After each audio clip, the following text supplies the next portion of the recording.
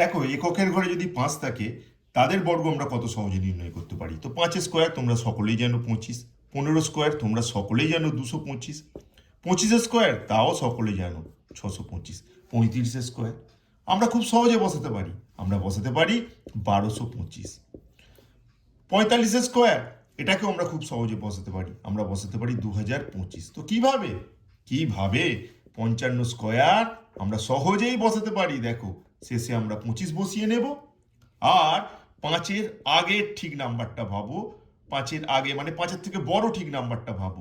5-এর আগের বড় নাম্বার 6, তার জন্য 5 6 30, আমি এখানে 30 বসিয়ে দেব। ঠিক একইভাবে 65 স্কোয়ার কি হবে, প্রথমে 25 বসাবে, আর 6-এর থেকে ঠিক বড় নাম্বারটা কত বলো, 7, আর 6 7 গুণ করো, 6 7 42, তো 42 বসিয়ে নাও। এইভাবে যে কোনো তোমার এককের ঘরে 5 আছে এমন নাম্বারকে কিন্তু আমরা স্কোয়ার করে ফেলতে পারি।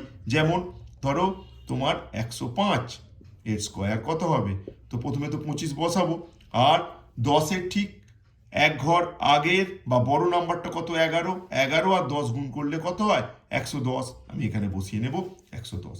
তো এত সহজে আমরা এককের ঘরে 5 থাকলে কিন্তু তার বর্গ করে ফেলতে পারি।